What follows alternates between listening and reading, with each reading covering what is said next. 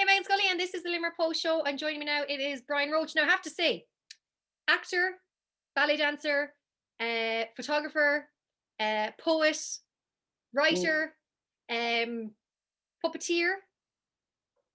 Yeah, kind of. I mean, there's more. There's definitely loads more. A grandchild. I'm a really proud grandchild of my grandparents. That's about it. And I can't reach the top shelf of any kitchen. It's really mean. Yeah, But but Joe, apart from I that, find the stuff up there is always the stuff that no one ever really wants, anyways. It's like, don't need that. Just throw them all up there. Like my apartment here, we have one ah, of those corner units, and I don't know what's in there, and I'm like, nah, not even going near it. yeah. Rugby. Dig a bit of rugby and golf. Sport's my thing. And of course, when we first met at an award show a couple of years ago, but we were sitting together up against each other in an award show nearly a year ago, Yeah. the Digital Media Awards, and that was some crack. That's when we first got to properly hang out, and I was just out of surgery, having had my 4 wisdom teeth out, so I was trying my best to enjoy the night as best I could, considering the state I was in. But it was some crack. But I guess, like, what would you say if I was to say what is your number one passion? What is it? Um, like helping people, trying to be a good person, be nice to people. That's number one. I have a full-time job, which is lovely. And then other jobs come and go, as with all acting and dancing and singing. And Obviously, it's very Tiger Paws has been a passion project for like 8 years. well. Let's talk about Tiger Paws. So first, I've met Tiger Paws. Tell us, who is Tiger Paws and how did Oh, he come about? that I just got a tiger teddy bear, and I take pictures with him wherever I go. And I've been lucky enough to travel and meet people and work with different people. So it's kind of like the universe puts people, and then I get a picture just as a documentation of the memory, and it's really fun. And then a lot of people have joined that I've asked to come in, and they are writers and poets and photographers from different places in the world. It's kind of cool. It's fun, but stupid idea. Well, I think it's nice too, because it's like you got to experience, as you said, so much travels, and bring Tiger Paws around with you. And you said all those photos now, and he's kind of become, it's like a thing now where people see photos being taken with his tiger. Everyone will come over and be like, want to take photos with them too, because they're all like, what is going on here? Something's going on. Let me in on the action. Yeah, it's stupid, but it's nice. And if I get the tiger's like here, it's just he's really beat up at the moment. Hey. Right? He's so 2020, like he needs a wash. But people just get him and realize how stupid it is, and then kind of encourages happiness for a couple of minutes. You just talk and get the photo.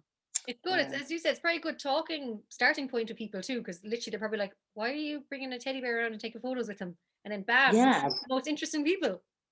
I'm kind of unintimidating anyway because I'm small and I have a teddy bear. So like kids are like, yeah, and adults are like, okay, why not? And is this where Tiger Paws Junior then was born? So Tiger Paws came in Chicago when me and a couple of law buddies were going over to San Diego in 2007, I think. We were in Howard in Chicago, which is this big street. This SUV pulled over and threw something at us, and we were like, and it was a teddy bear. So we started like taking pictures with him, just like frozen in the freezer. And I went back to Trinity, kept on taking pictures through Interrailing, Berlin. And then it was like the volcano in Iceland, like 2011.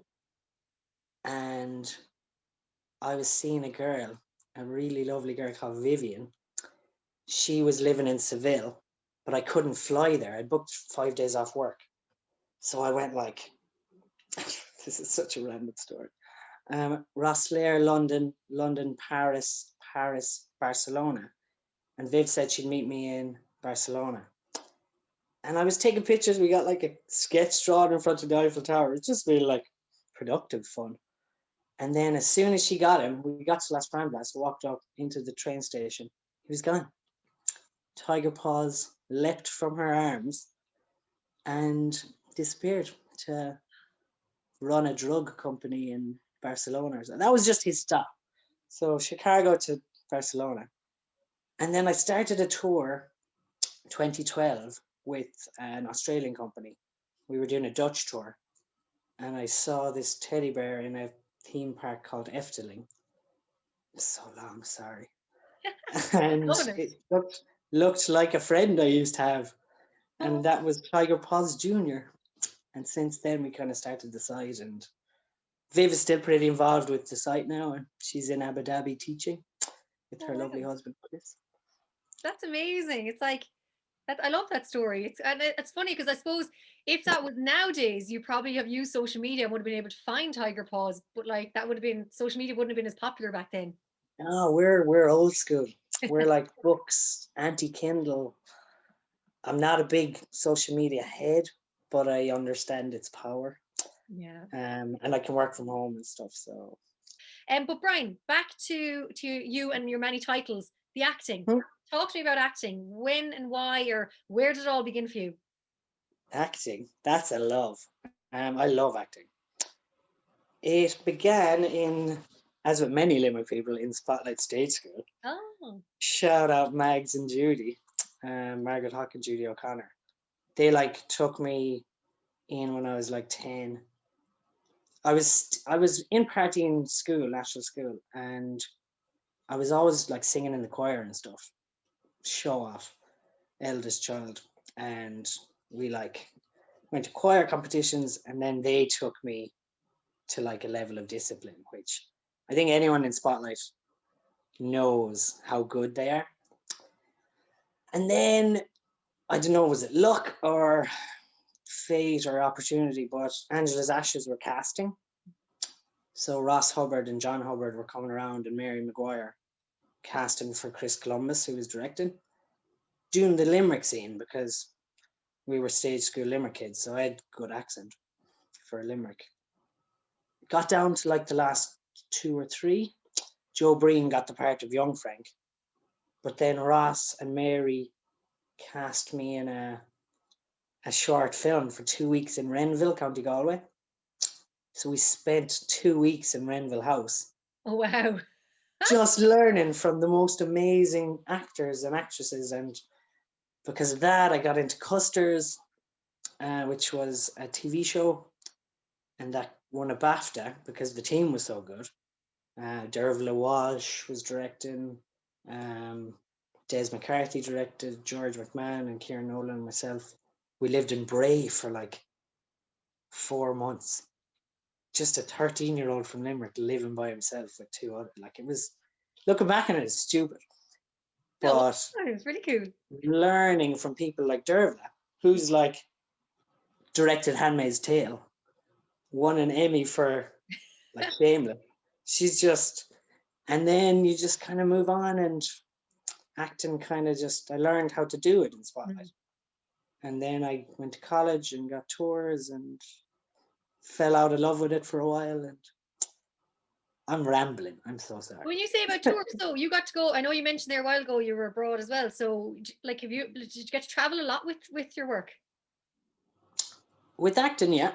Thankfully, I did law in college. I fell out of love with acting from like 15 to 17.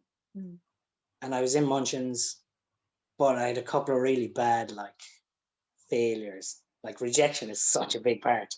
And I was green, like I was pretty raw. So Harry Potter was there, Peter Pan was there, got cast in a Jennifer Love Hewitt film, which Mary Maguire cast. Fell through because of funding. And like, Harry Potter was a tough one because myself and Devin flew over to Pinewood. We were auditioning for Seamus. Gillian Reynolds. Gillian Reynolds cast from Dublin, and then they flew the two of us over. So it was between the two of us. Chris Columbus was there again. Sorry, Alan Parker directed Angela's. Chris Columbus was there, and I did the same introduction sketch that I'd written in Spotlight, that I'd done for Custers, that I did for Chris Columbus. And he just, everyone was there, the scene was shot, the lads were cast, and he just went, well, if you don't get cast in this, you can always be the one who did that on this set. And so I knew I wasn't getting cast. And Devin got the part because he looked really Irish and he did brilliant. But now my life is here in Limerick and I love it. If I got cast in Harry Potter, it would have been terrible. I wouldn't have been able to handle that. I was just this. So I went playing rugby and got a good leaving cert from 15 to 18 in Munchins. Just tried to be normal, had a TV show. So I was kind of, but rugby and books and guitar kind of took over. Yes. And then law. Did you love law, or what was it about law? Because like, you know, like it seems you went from doing acting and kind of traveling, and you did a lot of traveling with acting, and then law seems so heavy, like book heavy, and you know, like a long hours. I love reading. I really love reading. I'll show you my gaff, right?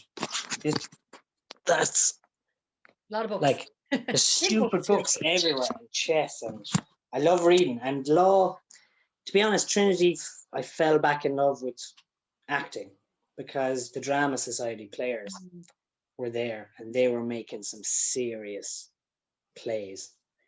So I was doing the law, studying well, passing. I got a 2-1, but I spent all my time in players.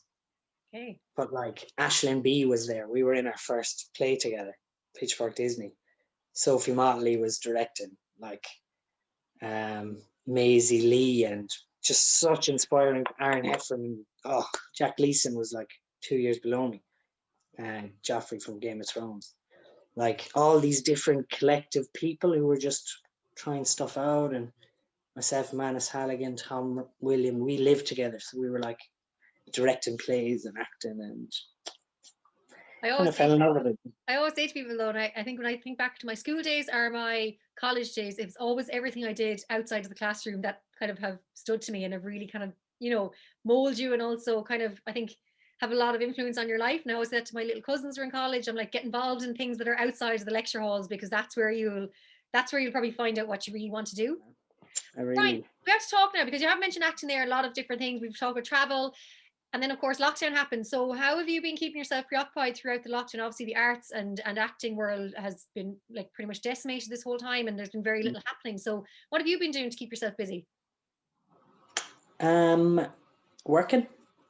Working at different things. I wrote a musical. Hey. Randomly. So I was like, right, I have all these ideas. Let's put them down. So Muse Production are going to read it on Wednesday week. Marketta from the Bell Table is going to sit in. A couple of writers are writing, and hopefully Pam McGlynn will choreograph, and Mikey O'Gorman in Abu Dhabi will write the music. It's just got cast in a radio play, has been really good. Cool. Filming in Meath at the moment, and a little film called Epic, where I play it's just silly. Like, I think the arts have been really malleable. Like adapting to isolation, because Zoom is obviously taken off, but these are creative people who like love making stuff. So like Shannon Gospel Choir will do like Zoom, like everyone films their own and they put them together, or Muse have readings, and the Bell Table and the Gate and the Abbey are like doing something really nice. So the arts will always help. And I think for a normal person, the arts have been very helpful for like watching films or learning on YouTube, or I don't think we could survive without TV or books or. Oh, absolutely not. Or yeah, we needed it. I think and as well, like, Fitness. you know, like Netflix has been obviously commissioning a lot more stuff now, and a lot more local things as well. And I think that's what it's the way, you know, it is the way it's going. I think everyone has had to improvise, and as you said, like supporting each other. And I think that's the most important thing, is I think everyone is just missing like real life and just human connection. So now like sport and arts are. I am mad to get back on the rugby pitch. Like Shannon Turds, Munster Association of Referees, they're my like go-to, and golf course, like Limerick golf. That's all I want to do, and I'm kind of pulling my hair out a little bit, setting up websites and selling stuff, and just because I have excess energy. Good. So I need to utilize it. Of course, you did mention the podcast. I wasn't sure if we're allowed to talk about it yet or not, but tell us about the podcast, or tell us what you can tell us. Probably can't. Like, it's my company, so I'm like I'm not offending. So Tiger Paws is now going to do a podcast. Amazing. I think I love podcasts because there's no editing and there's no you can't misconstrue ideas. When if I say like, oh, I think Donald Trump is great, and then I give you the reasons, it could be like a headline. Roche thinks Donald Trump is great. But podcasts, I put them in, I go for a run, and I listen. So Darren's podcast, your podcasts in Limerick Post, Conan O'Brien's podcast. It's just learning, and I kind of have an insatiable appetite for learning, where I just love getting other people's perspective. So listening for an hour kind of chills me out, and I think I get a lot from podcasts. So our guests, we booked you, thank God. Dermot Goggins, who directed me in Red Rock, Kathy Belton, Sam McCardle, Foodie, Aaron Heffernan is coming on. He's on the Sky show, Brassic, such a good boy. Clodagh Lawler, who you probably know, do you? She's been on the show. Oh my God, I love her. We spoke for like an hour and a half the other day, and she's just she's like you. She's so inspiring and positive. Laura O'Shea is a Limerick actress who's making it up in Dublin. It's exciting. That's an exclusive for you. Yay! And that's no one else knows her. No pressure now for me. When I heard the rest of your guests, I'm like, oh wow, this. But you know what you said? You know what I love about podcasts is that it's pure raw as well, I think. And like I find any podcast I've recorded, there's no plan, and I like whatever comes out of my mouth comes out of my mouth, and then it's like every time I could record a podcast on the same theme, but every podcast can be completely different, which I love. And I think that's what is the magic and the power about it. You get someone kind of when they're vulnerable as well, but they're also really open, and they just say it. But you also have to trust the person, and you develop a kind of friendship on it. That's why we have similar outlooks on life, I think, you and I, that you just want to help people, and your show is all about that. That's why you got second in the EMAs and we got like sixth. We didn't have your level of help. Like you interview all these lovely people and listen, which is lovely. And I've got someone lovely on right now. Charmer. Brian, where can we keep up to date with everything that's going on between you and Tiger Paws? Because I know there's separate accounts. There is. I'm not big on socials. I'm off socials for like January and February, and suddenly all this flood of stuff has been happening. It's really weird. Facebook is probably our main one. Okay.